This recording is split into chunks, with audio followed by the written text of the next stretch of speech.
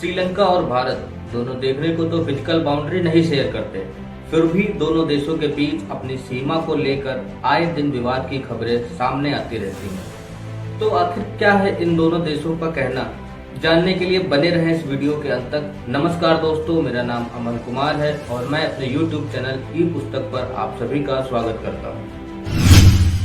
दोस्तों, आपको बता दूं, भारत और श्रीलंका के बीच सीमांकन विवाद को लेकर असली मुद्दा समुद्र की सीमा है और इसी समुद्री सीमा विवाद को लेकर दोनों देश एक दूसरे के आमने सामने दिखाई पड़ते हैं।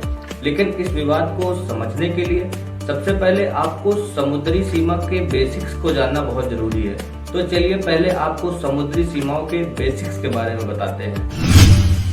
दोस्तों, आप सभी को पता है कि दुनिया भर के मसलों का हल करने के लिए एक बहुत बड़ी ऑर्गेनाइजेशन बनाई गई है, जिसको हम सभी यानी कि यूनाइटेड नेशन ऑर्गेनाइजेशन के नाम से जानते हैं।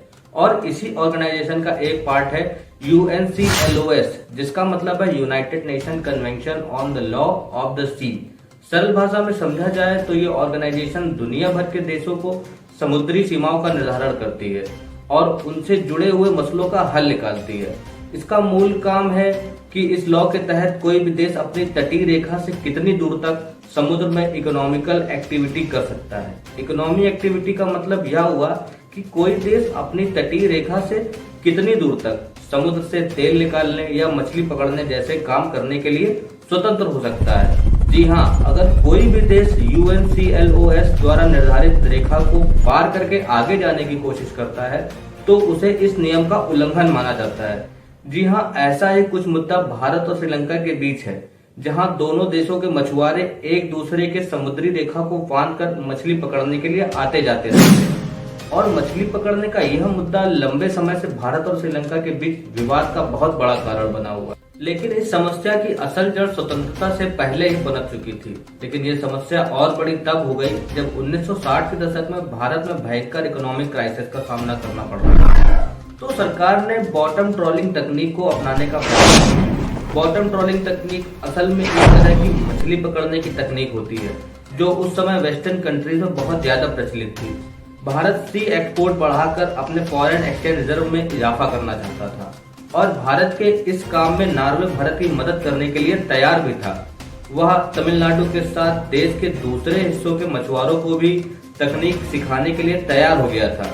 ये वह समय था दोस्तों जब भारत और श्रीलंका की सरकारों ने UNCLOS के according international maritime boundary line यानी कि IMBL पर बातचीत शुरू कर दी थी, जिसका नतीजा ये था कि 1974 और 1976 के बीच भारत और श्रीलंका के बीच मैरीटाइम बाउंड्री लाइन डिजाइन की गई, जिसके बाद साउथ कोस्ट के मछुआरों ने भारतीय समुद्री सीमा में मिलने वाले केकड़ों के भयंकर भंडार को पूरी तरह से खाली कर दिया और अब वह केकड़ों की तलाश में श्रीलंका के नॉर्दर्न ट्रैफिन्स के जाफना के सी कोस्ट तक जाने लगे थे।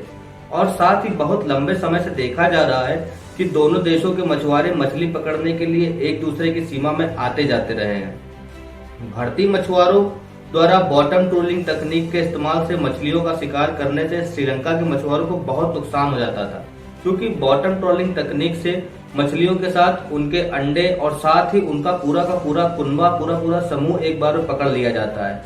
इस वजह से मछलियों का ठिकाना पूरी तरह से समाप्त हो जाता है। यही वजह है कि श्रीलंका के मछुआरों के साथ कुछ भेदभाव जैसी समस्याएं हो जाती थी और उनके हाथ कुछ खास नहीं लगता था, मछली कम पकड़ पाते थे। इतना ही नहीं, 2009 तक श्रीलंका में सिविल वॉर चलने की वजह से वहां के मछुआरों के साथ साथ वहां के नागरिकों को भी सारी समस्याओं का सामना करना पड़ा। बहुत सारी समस्याएं ऐसी रही जो वहां सिविल वॉर चलते वहां के नागरिक आर्थिक संकट से जूझते रहे।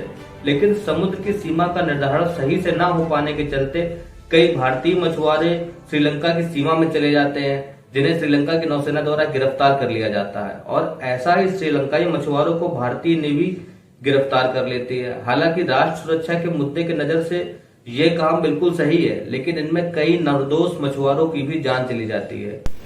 जीविका का व परिवार का पालन पोषण के लिए करने के लिए मछुआरों के पास और कोई दूसरा चारा भी तो नहीं है। हम सभी ये उम्मीद करते हैं कि दोनों देशों की सरकारें जल्द ही इस समस्या का हल खोज निकालें।